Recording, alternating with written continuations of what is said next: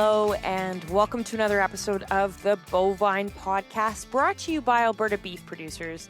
I'm your host, Cara Mastel, and as always, I am thrilled to be here with you today. In this episode, we're diving into a fascinating presentation from the Alberta Beef Industry Conference held in Calgary, Alberta. Joining me is John Pomeroy, who is a distinguished professor and UNESCO chair of mountain water sustainability at the University of Saskatchewan. John directs the Centre for Hydrology, which operates in both Saskatoon and Canmore. His field lab in Canmore focuses on the Canadian Rockies.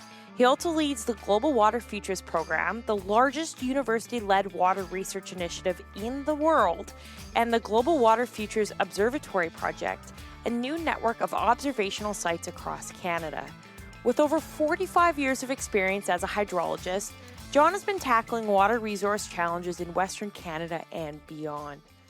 John, thank you so much for joining us on the Bovine and taking the time to be here today. I'd like to start today's conversation, well, of course, surrounding hydrology. What initially sparked your interest in this field? Well, I was always interested in water and particularly in the Saskatchewan River system to start off with. And I found it was just fascinating to work with and to understand how it flowed and why it was getting to different places and why it wasn't and other things. And then over the years, climate change reared its head later on, and that started to make the droughts and floods more severe and other problems. So it became something that was initially just of interest to me, but then over time, maybe of more relevance to society as well. So let's dive a bit more into the Global Water Futures Program. What specific findings have you found there? Oh, there's so much. There have been 64 projects and core teams in Global Water Futures, and it's trained over 2,000 students and engineers and scientists and technicians. And published many thousands of articles. So it's hard to come up with any short list of things, but there's a few things we're especially proud of. And one was working with Indigenous people to work with them to find ways to braid Indigenous knowledge and Western scientific traditions to find solutions that are suitable for their communities. And we started that very deliberately by having our first scientific meeting on First Nations controlled land, the Six Nations of the Grand River in Ontario, and um, and tried to keep those connections strong through the rest of the program in various ways. And I think there were strong advances made, particularly on drinking water and water quality on First Nations that wouldn't have happened otherwise, and meant a lot of listening from us, but also really open-minded, great approaches from them in terms of working with the scientists. So that was great. The Another is development of Canada's first national water model. This something we set up. We set out to set up a hydrological model on about 5 million square kilometers of Canada, and we thought, oh, this shouldn't be too bad. But that's larger than the European Union, and many areas we were doing it from scratch.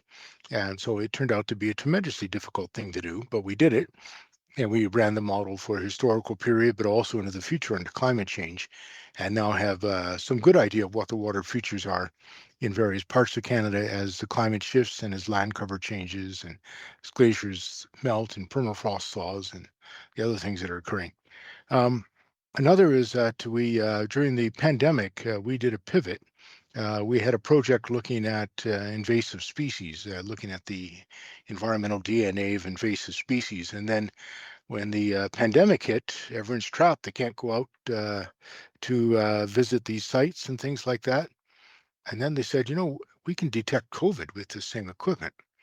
And so I said, well, talk to them. And they said, we'd like to sample wastewater to determine if we can use this method to find COVID infections in communities. So I said, sure, pivot, shift. It's a big shift. And they did, and developed ways to really do COVID monitoring across the country, which were really valuable for us. It's a lot easier to find out how many people are infected in the community by looking at the sewage waters than by checking everyone's medical records. So that was a good thing. The Other aspects we're working on finding new sources of groundwater contamination in northern Canada where we didn't think it was a serious problem. Some of this is associated with thawing permafrost, but it's uh, it's related to introduction of arsenic and uranium into drinking waters in well water in the Yukon and Northwest Territories, which very, very serious. And then also understanding some of the effects of runoff of agricultural nutrients as well as road salts in causing eutrophication of lakes in the Great Lakes area. And we found that road salt was a big component of this, and the efforts before had been completely on trying to reduce nutrient loading, and turns out working on that alone is not enough. So, these are just a smattering of things that have come through, but I think you dig into different parts of the program, you'll find other things probably of interest to different groups. Certainly in the agricultural area, was working on the future water for agricultural irrigation supply in Alberta and Saskatchewan and how that will change over time.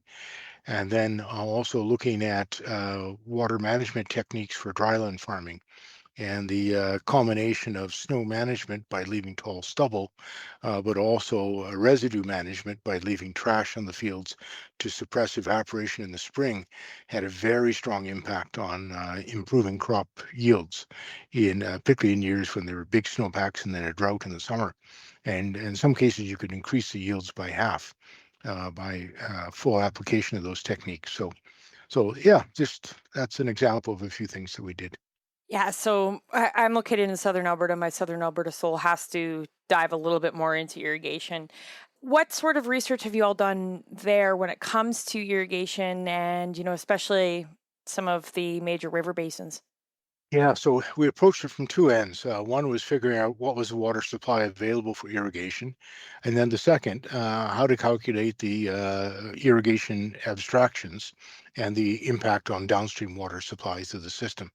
So we developed hydrological water resource models for the Oldman, the Bow, and the Red Deer River at very, very high resolution that included the glaciers and mountain snowpacks, groundwater, but then also the abstraction of water for irrigation, the extra evaporation of that water from vigorously growing crops once they're irrigated, and then the impacts downstream due to the reservoirs and how they're managed from that. And we ran these models forward under a variety of climate scenarios through the end of the 21st century. And that was kind of interesting because uh, the southern Alberta in particular warms up quite a bit under some scenarios by the end of the century, on average about 5 degrees overall, but a lot of that warming is in the summer and winter, not so much in the spring. And the summers get hot, really hot. And winters down in Lethbridge, they stop dropping below zero on a regular basis. So it's a big shift in winters by the end of the century. But precipitation goes up as well in winter and in spring, particularly in spring. But then it drops in the summer. So the result is a big shift in the hydroclimate of the area. These hot, dry summers are really problematic, and I think it means for that region, if you're not irrigating, you're not growing.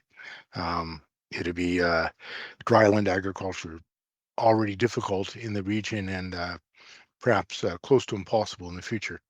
But the irrigation demand is likely to increase as well because of the increased dryness in the summer and aridity.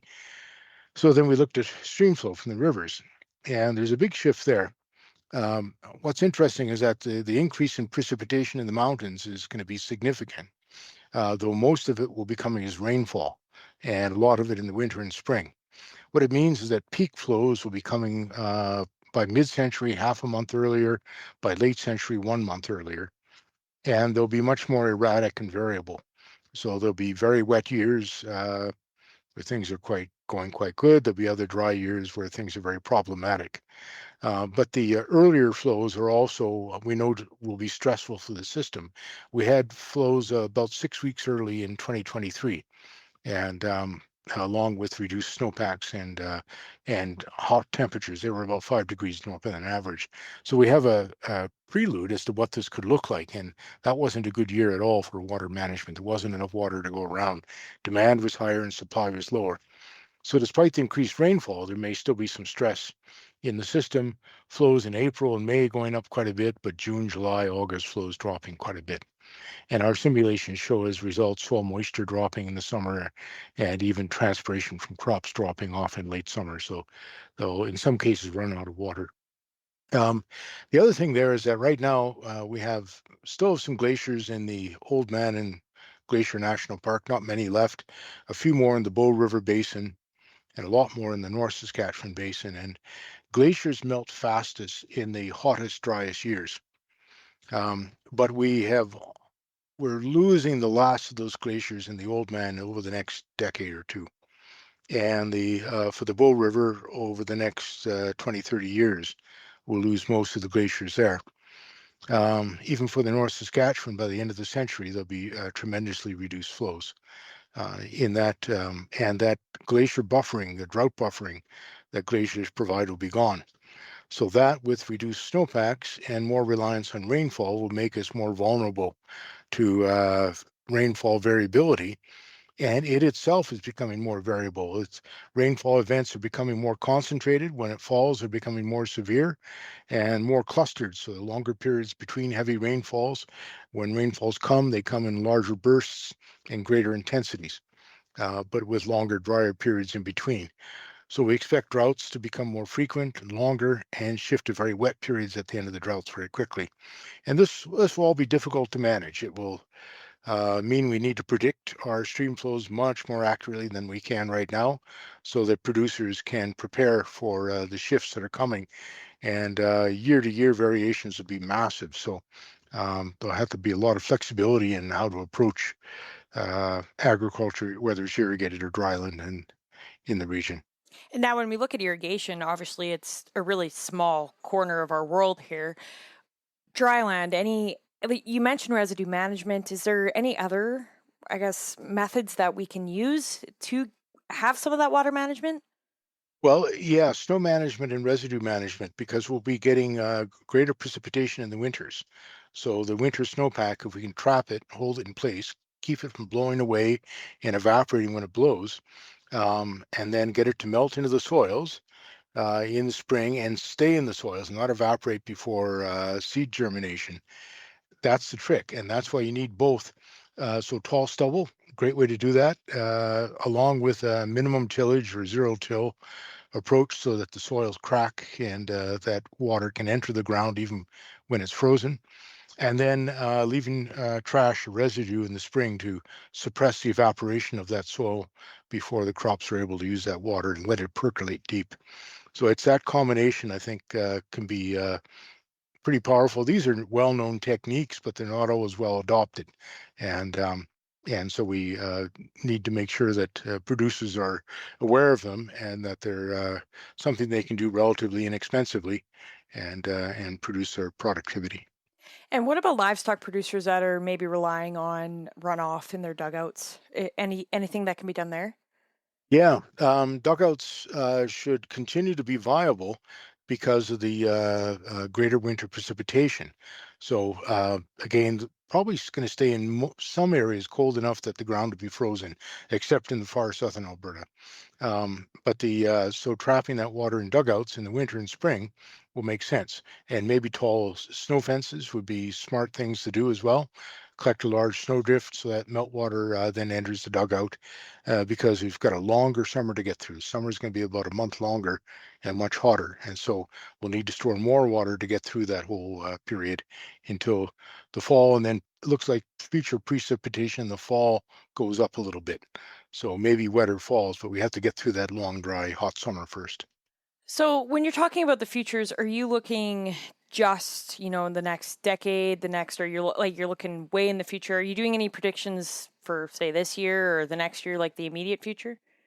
We're looking at mid-century and the end of the century, Okay. and this is under a business as usual climate change scenario, which presumes that we don't get greenhouse gases under control.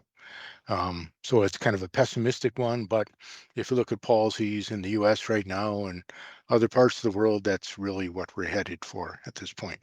So but it doesn't tell us much about next year, though some of these things we're already starting to see. a little bit. Some of the mid-century ones are becoming more prominent. So I think that drought of 2023 is one that we should be prepared to see more of in the near future. And certainly some of the warm spells we're getting in winter we'll see more often. Well, that's not something I like to hear, but are you guys? Do you find with some of your research as well? Are you collaborating with other institutions and other stakeholders to, you know, maybe this is where the research should be going because you look at where the weather's going to be or where the climate's going to be in 100 years? Yeah, in Global Water Futures, we've collaborating with 540 different groups, Well, and so it's that was a big part of what we were doing. So a lot of the research we did was based on the questions that these groups had. When we started the program, we talked to hundreds and then brought in more over time, and we keep working with them on this to make sure it's relevant to what their needs are. And but it also then tells us, well, we still have a lot of uncertainty as to what these future predictions are, and we're very open about that uncertainty, but we need to narrow it down, and that's what the next few years are there. Also, it's there's a few things that come out very clearly, though. One is that the mountain snowpack and glaciers provided kind of a free natural water storage for Alberta over the last century or so, and we're losing that. And as we lose that, we're going to need to find other ways to store water. Um, the further south, the Americans build large reservoirs all through the American West because of the difference in timing between snowmelt and irrigation demand was several months, and because they had multi-year droughts that were very, very severe down there.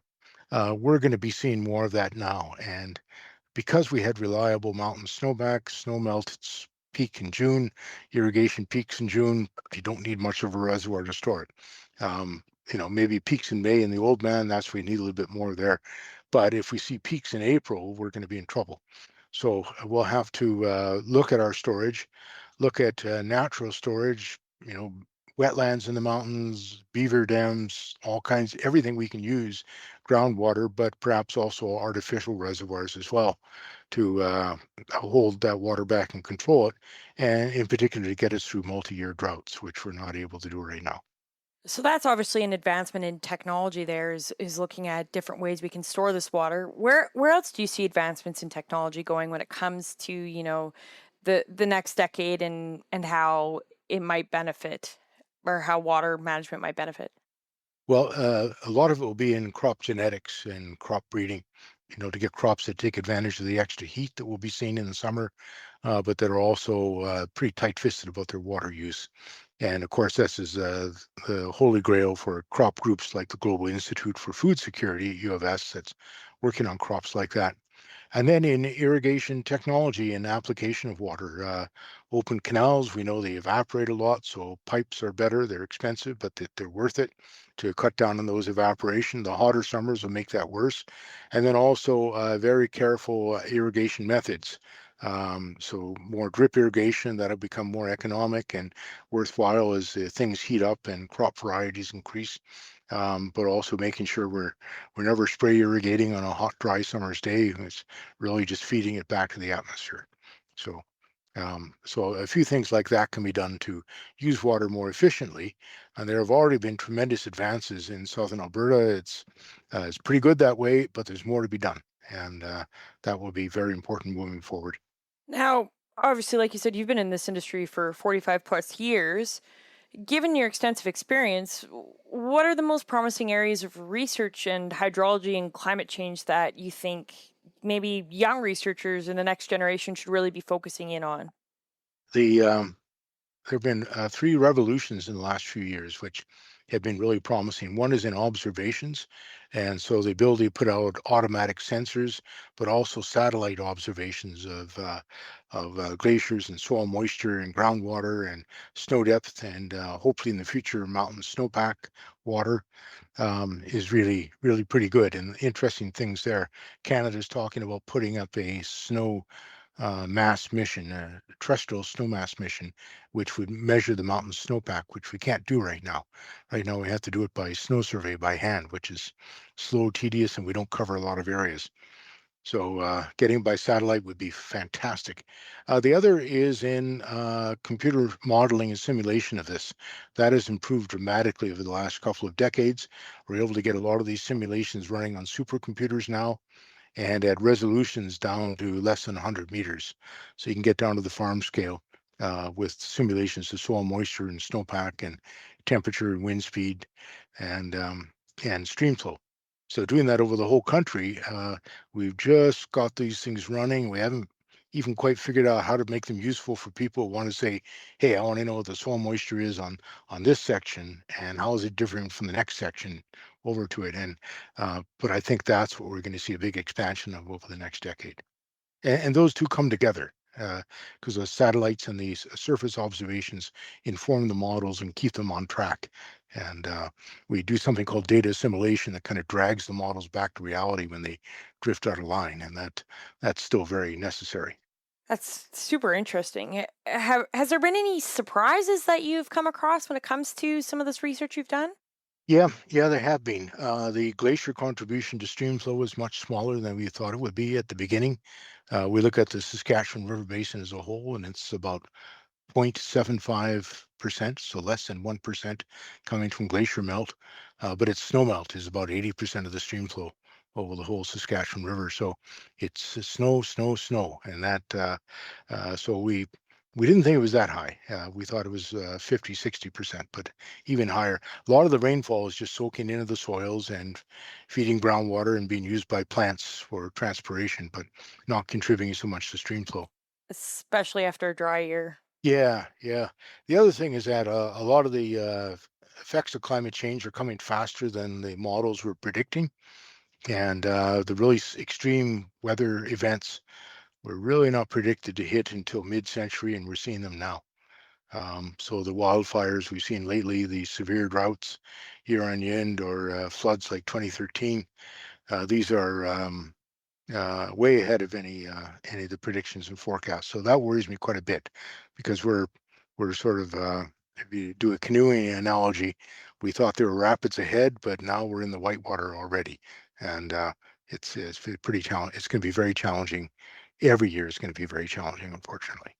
So, do you want to talk a bit about how the Global Water Futures Program, how you guys address the balance between water for agricultural use and, the preservation of natural ecosystems as well?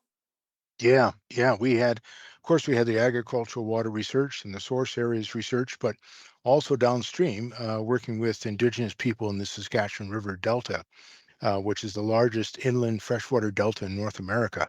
It's on the Saskatchewan-Manitoba boundary near the community of Cumberland House. And they've had terrible droughts over the last few decades that have pretty well wiped out the muskrat in that region. And the muskrat was the basis of existence of that. Cumberland House is a fur trade settlement from 1760, one of the oldest in Western Canada. And they ran out of water last year. For the first time ever, they had to dig an emergency groundwater well to access water because there simply wasn't any in the delta. It was bone dry. The muskrat are essentially gone now.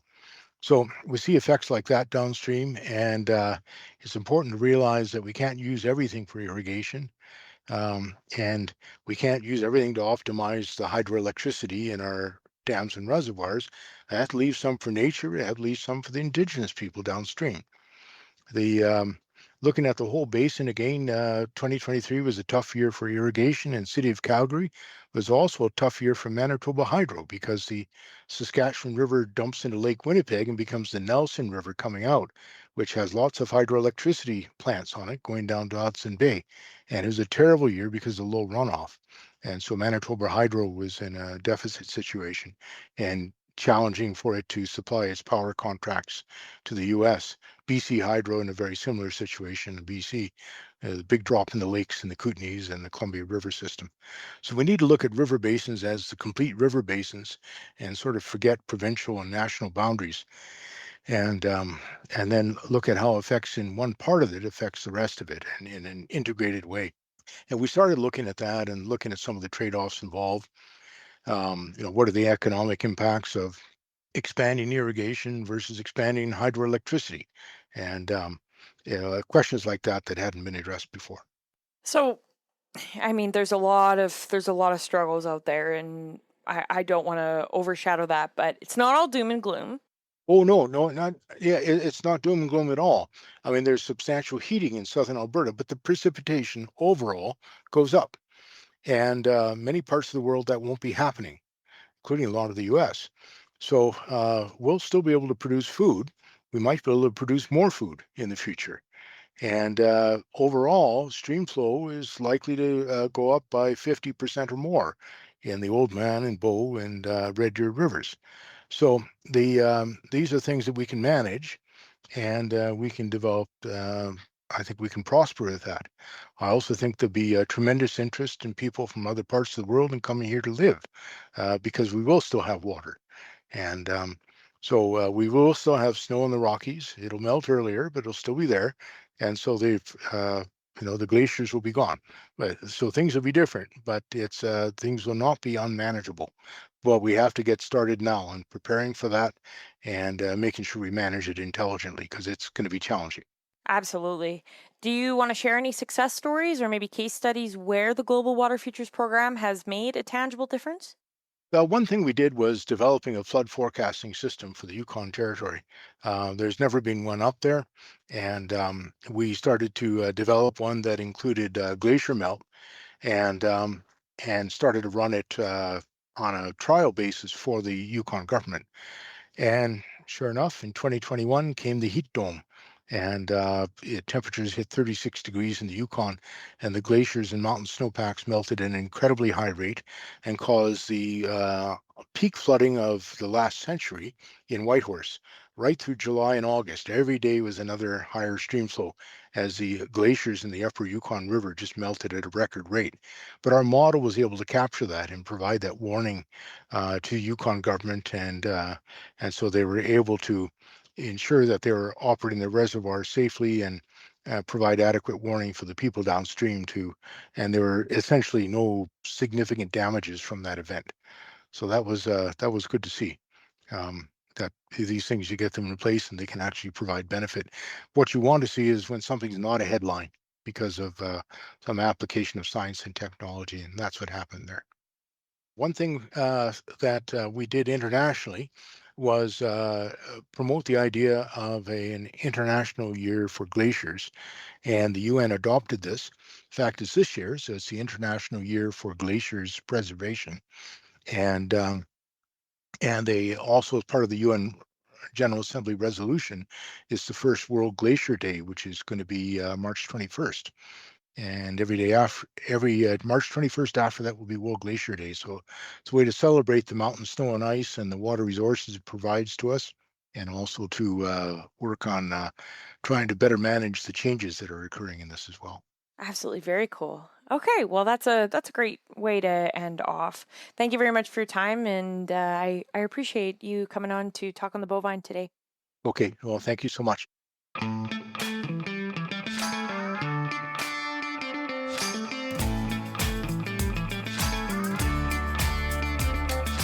Okay, I may be a bit of a nerd here, but water is truly such a fascinating resource. Without it, nothing would exist. I know I'm stating the obvious here, but nothing. I always enjoy sitting down and really diving into a conversation with those who study it closely. Anyways, thank you all for tuning in to another episode of The Bovine.